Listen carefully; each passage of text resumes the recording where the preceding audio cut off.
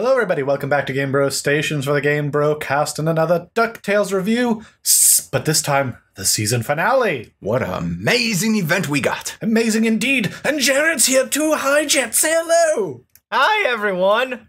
It's brighter outside the cupboard. Wow. Oh Jared, that is so last week. Yes. And tonight. so a different compartment. It is. Originally you were in the pantry, but now you're in the cupboard. Just store yourself for it. Abort! No, I'm kidding. Anyway, so And Matt's tell me. here.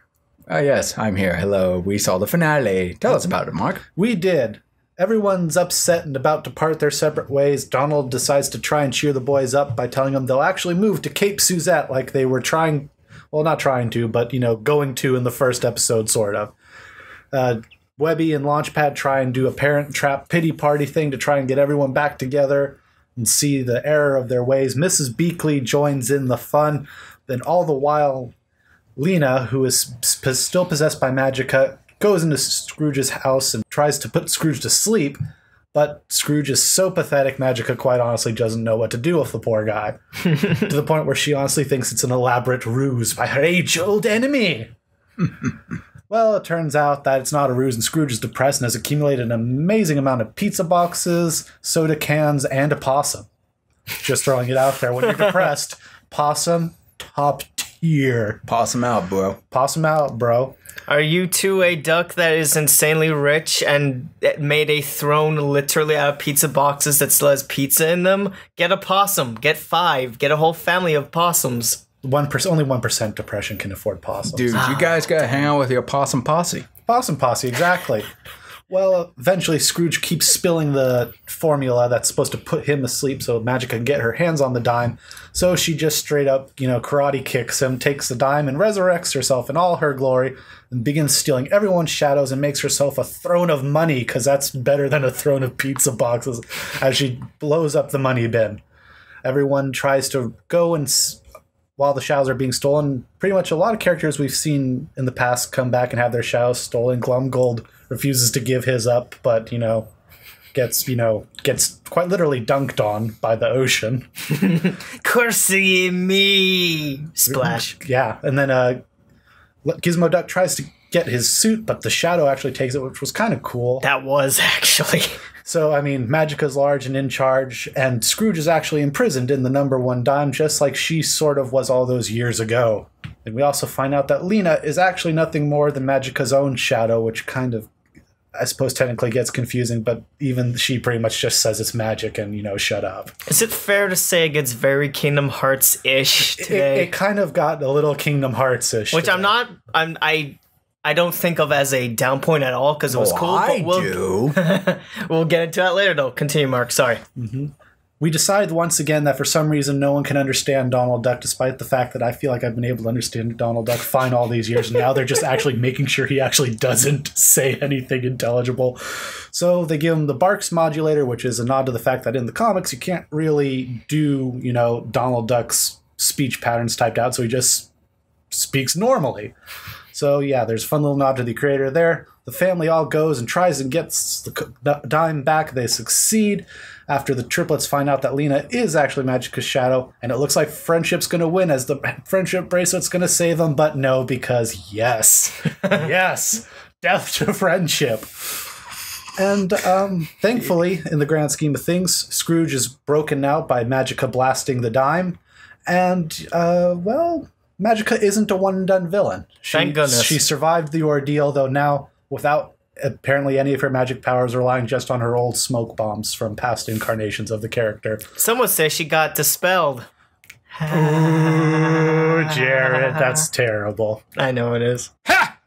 But in the biggest plot twist of all, we find that Della is still alive out there and on the moon. We're not quite sure if she only made it to the moon and Scrooge really overshot his search, or if she managed to make it all the way back to the moon before running out of fuel and having to be stuck there for so many years or something.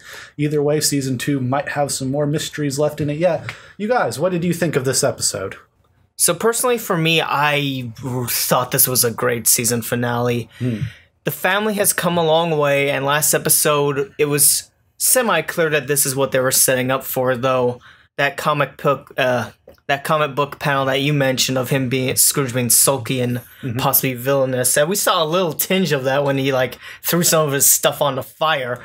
But yeah, overall, I thought the flow of this episode was really good. It's like a 2-in-1 kind of thing because it's an hour long, just like the original season intro episode. But overall, had a lot of fun with it. The animation was top tier.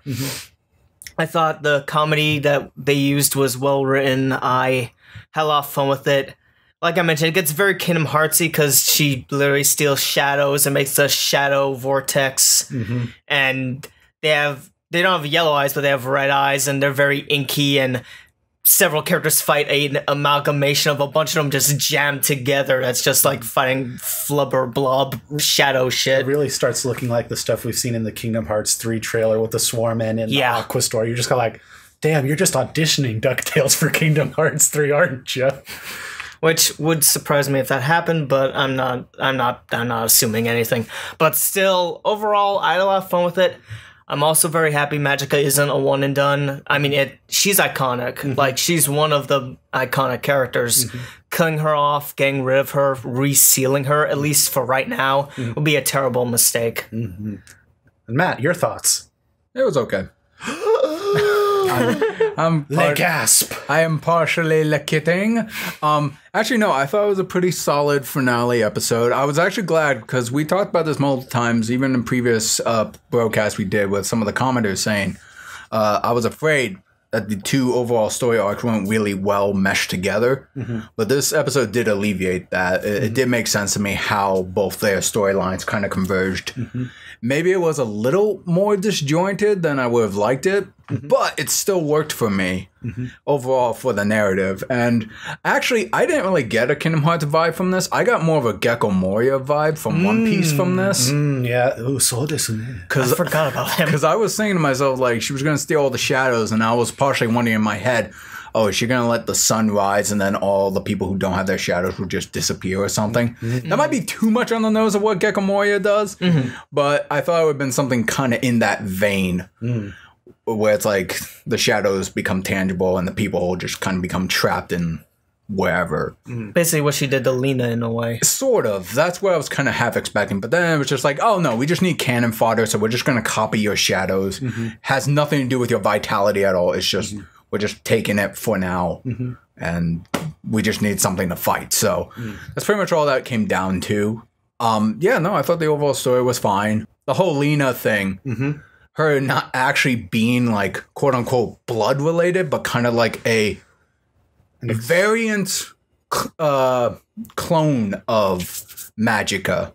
An extension of her almost. Pretty much, yeah. The like, last ditch, last effort. I don't Again, want it I'm not trying to make like another comparison to other things, but kind of reminded me of a Lana and Sia thing from Hyrule Warriors. That's a good one. Whereas like Magica kind of just like split off all the good from her and just kind of became like a more approachable version, but the goodness kind of started to become more of its own entity. That's not quite how it happened. No, I see the comparison. Yeah, just to clarify, you're not saying that it is. Yeah, no, I know I'm completely wrong and full of shit. Thank you, Mark. But the point is, I'm not saying this was a bad episode. Anyway, okay, enough. The point is I thought it was really interesting. Nothing was really like MacGuffins a lot in this episode. Yes, she did say it's like, well, the moon and all, it's magic, and for someone who's more sci-fi logical based, I had very little problems with how the rules of this world worked because it didn't seem like a lot of things were at stake or set up. Babble aside, it was pretty solid. I did have a few issues, but I guess we'll go into that later. But like I said, overall, I thought it was a very solid finale, and it did ease my worries about how the storylines would mesh together when needs to be. And I'm happy it was a lot more dramatic than just like a typical kid show. Yeah. Oh, yeah. I think chiming in on Jared's side with the animation, I'd love to know if it was the same fellow who did the Dewey animation in that one episode that we talked about, Matt, where he was just very, the animator himself said he wanted to really express, the frustration of a child. There's a part with Magica as Lena in this that I feel was also not maybe as well done as the Dewey one, but it was definitely in that very expressive moment when she's outside the gate. surprisingly, that was actually one of my bigger cons in this episode. Oh, really? And I'm very critical of animation, especially as limited. In this case, I actually thought it was too animated. Like, it felt like, I did a solid job doing Dewey. Now, we don't know if it was the same person, though. Well, I'm just saying, like, in the grand scheme of things, you had Dewey, which was actually a really well animated, very expressive thing. But then you had Magica kind of like venting a little bit, but she was kind of like moving around a little way too much in stark contrast to everything else. That kind of took me out of it a little bit. I didn't really feel like the mood of the scene or the dialogue itself really required that much angst. But that's just my opinion. All right, that's fair. I mean, just shoot me down. I already shot you down earlier, so now we're even. The score is even, ladies and gentlemen. But yeah, I think overall this was a really, really fun episode, a really good episode. I liked where it went. I kind of wish maybe, aside from Della at the end, I kind of wish we maybe had a little more hint of some season 2 plot threads. But I guess that would be the big plot thread going forward. And we did see the stuff from Comic-Con, so we know at least what characters will at least be appearing in an episode or so. But yeah, I guess, Jared, any cons or critiques of critical analysis you have? So for me, I didn't really have too many cons with this one. I thought the flow was good, like the whole part of them being still mad at Scrooge and Scrooge still being mad, and then the transition to everyone making up. Yes, and you remind me of another con, but go on. Like, the whole making up thing was a little fast, but at the same time, I was fine with that, because at the same time, we were sort of getting a badass fight. So I kind of was like, I can forgive this one in terms of, like, flow, because holy damn. Like, I love animation that blows my mind, and this one was pretty good. Like, I know I'm not really saying cons, but I still had a lot of fun with this, but... Yeah, nothing wrong with that, dude. Yeah. Overall... There was just more pros and cons for you. Is that what you would say? Yeah. I would say that... Yeah. I got stuff, but not really cons. Matt? Yeah, to kind of concur with you, very similarly, there was one segment of a makeup that I felt like was a little too fast, and that's when Lena and Scrooge were in the cage, and Lena was trying to convince Scrooge that he needed family and all that, where for a good chunk of time we had Magica Lena convincing him otherwise. It just felt a little too fast for me.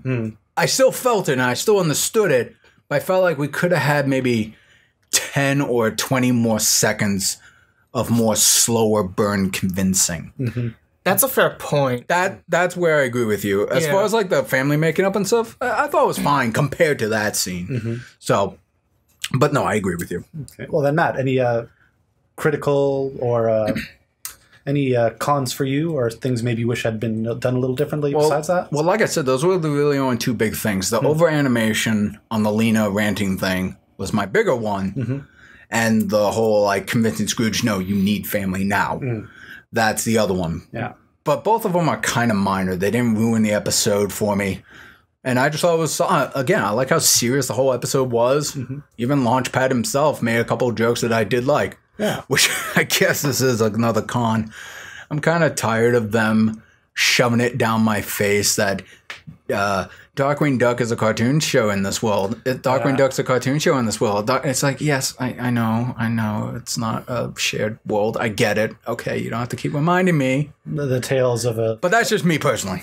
The ruffled feathers of a Darkwing Duck fan, ladies and gentlemen. Yeah. I mean, I don't blame him. Like, I'm still holding out that maybe, hopefully, we do get one, even if they have to chop stuff up or whatever. I mean, the little bits we saw as the show, I'm like...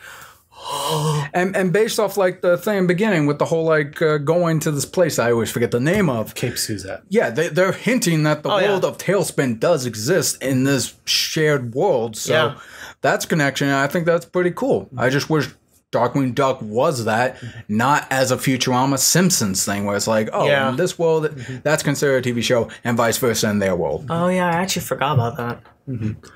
But yeah, I don't think I have any cons myself. I think if there was, I'm not quite sold on Magica's redesign a little bit. Hers is a little more drastic compared to the other ones. I think the most drastic really, arguably, was up until this point, really Mrs. Beakley, going from more of, a Mrs. Potts kind of character to a more, badass kind of character, so to speak. But it grew on me. I think the thing was just with the way her outfit was with the cape and her hair, which her hair is always like that. But then with the fingerless gloves, and I know the character I'm about to carry to doesn't wear the gloves, or maybe she does, I forget. And then she had like a strapless dress as well. Yeah, it was a different design altogether for her outfit. And it kind of made me think of Raven from Teen Titans. I could see that. I could definitely see more of the comics DC influence. Yeah, but, and the green part didn't bother me nearly as much as I thought it would. In fact, once she doesn't have her powers, she's actually just, regular color again. So that's really not even an issue. And for all we know, in the later seasons, she might even get her older outfits back or something. But, it was just different. And, I think I'm not going to hold it against it as a critique. I think it was just kind of me just being like... It was a little jarring at first. It was a little jarring, especially because as the Shadow, there wasn't anything really to hint that she had, like, the cape and all that other stuff. It was more the silhouette that I think kind of made it look like it was just, the original version. It's a nitpick.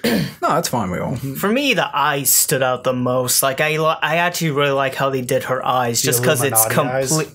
Well, I was going to say more of a lizard thing. A lizard thing? Yeah. Like did her eyes change when she went? No. I didn't notice that. No, they did not. Okay, cool. They're still... Because I like her eyes the way they have her. Because it's completely different from everyone else. It shows that she's a big deal in a way. Yeah, I do hope she comes back and is at least a recurring threat. Just because, like I said, with the current set of villains we have now, we just need more in play. I don't need too much more Glomgold right now. Yeah, we've had a good share of that, bastard. I'm not really sure how much I need Mark Beaks at all, even with the Gizmo Duck stuff. Once in a while. I want to see more Beagle Boys. Yeah, more Beagle Boys. We need more Ma Beagle. Yeah. Give us the Beagle. Was there ever a paw? Because I actually don't remember. In the show, no. I think they always hinted that he was either in prison or something. Okay. But, he's dead, son. He's dead. I think that might have even been another version, but we won't go into that. Well, that's our overall impressions for the episode. And, gents, why don't we talk about, we know what's coming up because we've seen the Comic-Con stuff and everything. Why don't we talk about how we think that'll come into play and maybe even a little bit of, what we might want to see coming into Season 2. Jared, if you would.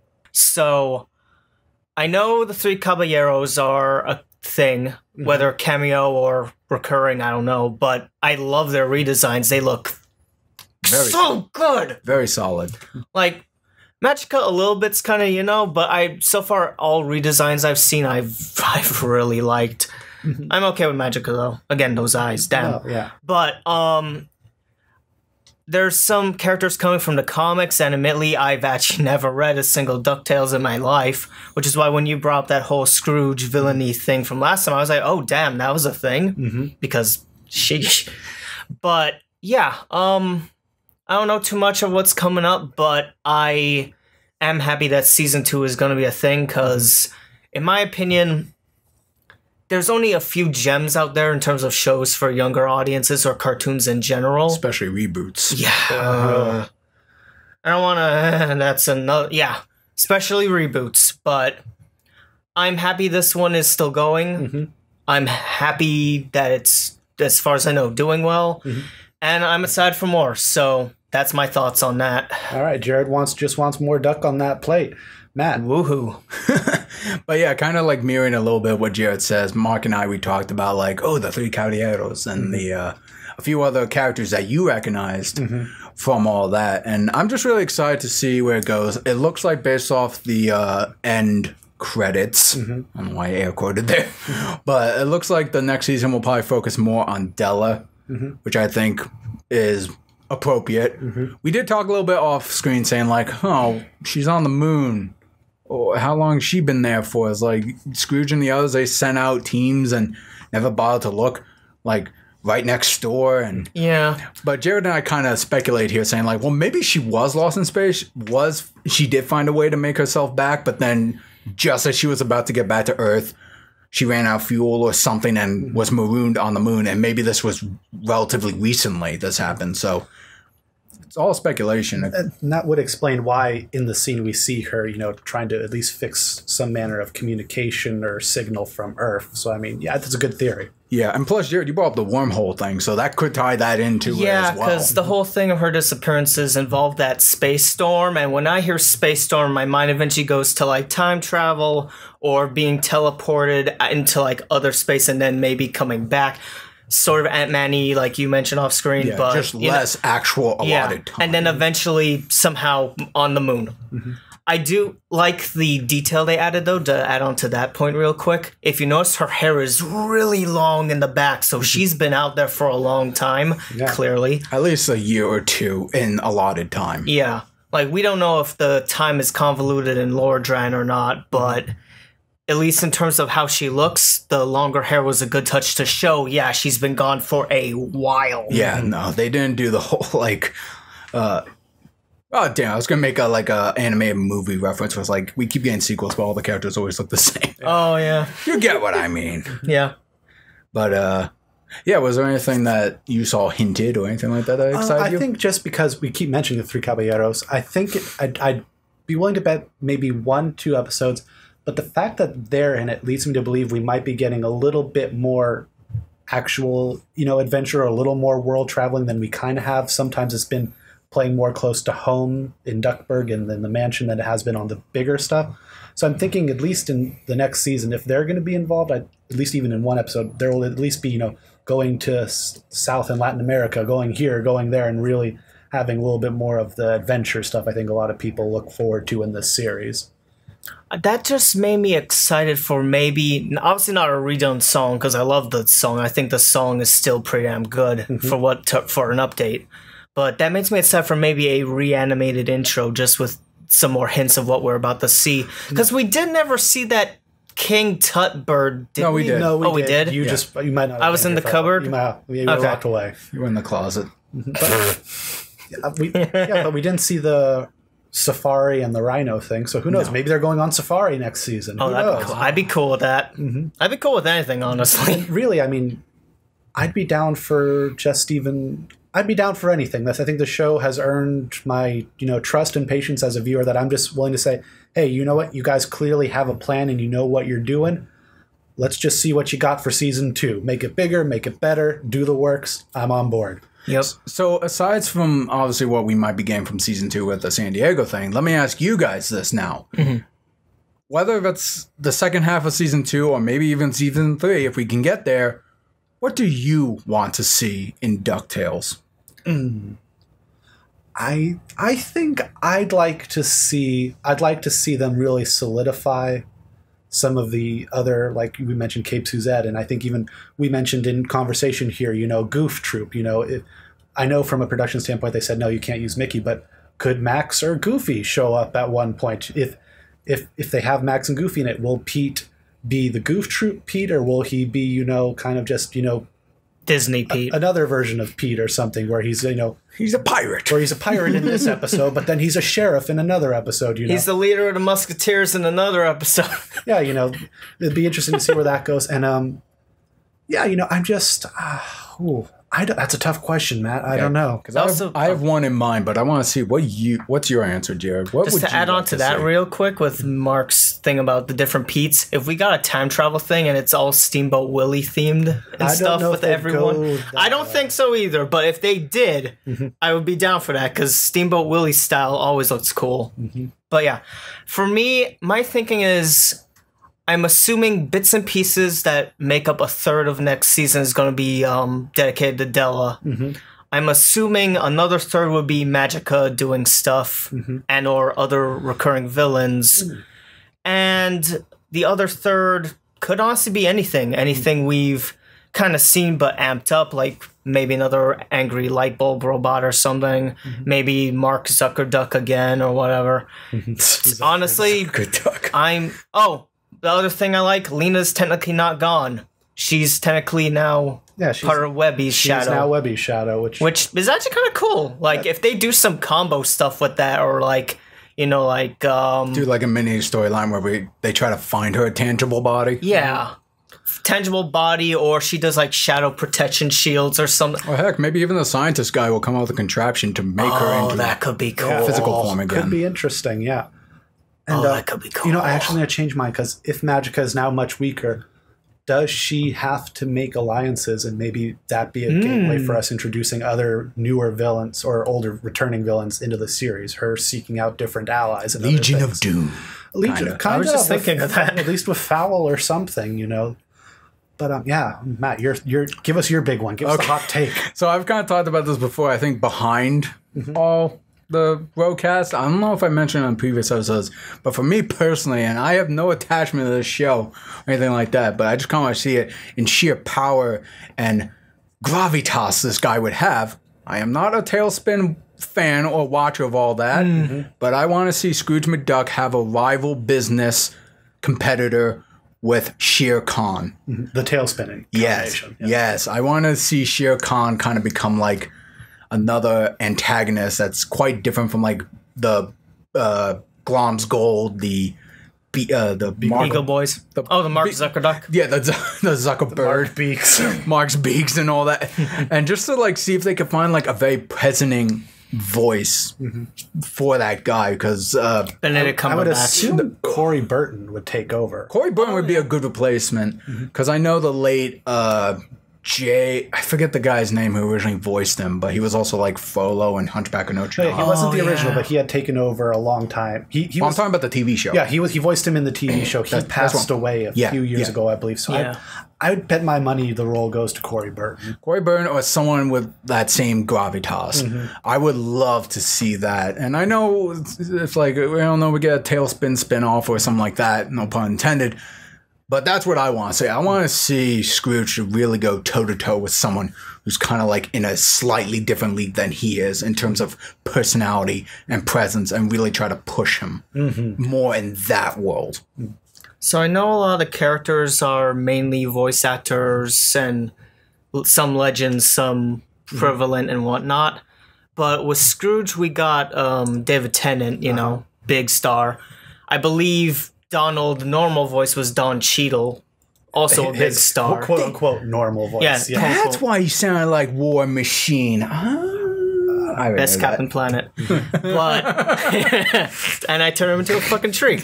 But I was saying though, if it was a big star for that Shere Khan role, I kind of would want Benedict Cumberbatch. That dude can do things with his voice. If he'd be down to clown. But let me ask real quick. This is a slightly different topic, but maybe Mark, you would know more. Isn't Benedict Cumberbatch voicing Shere Khan in Andy Serkis's Mowgli That is movie? true. I mean, legally, I couldn't see that as a conflict of interest, but I could see why maybe from a creative standpoint, you didn't want people confusing. Yeah, because if that wasn't the case, then yes, I would say that. But I think then Idris Elba? Idris Elba could be interesting. yeah, no, I think that He's done some, he's done animated roles. I couldn't see him, saying I'm above Ducktales. I think he'd be down for. He was the police chief in Zootopia, for Pete's sake. So So yeah. That'd be cool. So that's a good, celebrity guest stars. If you have a celebrity you would like to guest star on the show, feel free to leave it in the comment section. You've heard Jared's pick, regardless to Shere Khan, in regards If to that Shere happens, Khan. If that happens, you kind of got me really interested though, there, Jared. Yeah, I'm not gonna lie, I'm really interested. And this.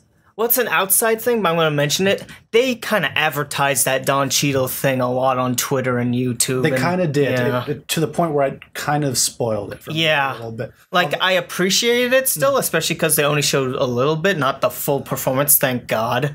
But they showed a good chunk. Yeah, they showed a good half of it, probably. Yeah, no, that's how it got spoiled to me. I was just going through Facebook and I saw something that was like, Don Cheadle, DuckTales. Well, I'm Although like, I what? did like in the video when they announced it, it was Don Cheadle, actor, blah, blah, blah, Thanos survivor. I was like, oh, that's some good synergy right there. Okay, that I didn't see. That's hilarious. By the way, real quick, I wanted to correct myself. Yeah, the guy who voiced Shere Khan in the cartoon show and Hunter by Thunder, that's Tony J, the late Tony J. Yeah, a powerful voice performance, to be sure. Dude, he was like one of my childhood favorites when it came to like veteran voice actors. Oh, yeah. Yeah. Yeah. But, I guess that's our thoughts on the DuckTales season finale and our hopes for season 2. Join us again later today. We'll be doing a review for Matt Groening's Disenchantment, the Netflix show. So if you like Futurama, you like The Simpsons, or you just like us talking about cartoons, stop on by. Totally, and please, if you don't mind, click the subscribe button if you enjoy our content. Click that little notification bell so that YouTube's balls get tickled a little and it actually shows up in your feed, hopefully. And So yeah, that's how that works on a technical level. on a technical level. Thank you for the demonstration, Matt. No one can see it, but it's greatly appreciated. Stop hurting yourself. Oh, my back. Matt hurt God. himself. Well, everyone, that does it for us. And as we like to say, to be continued.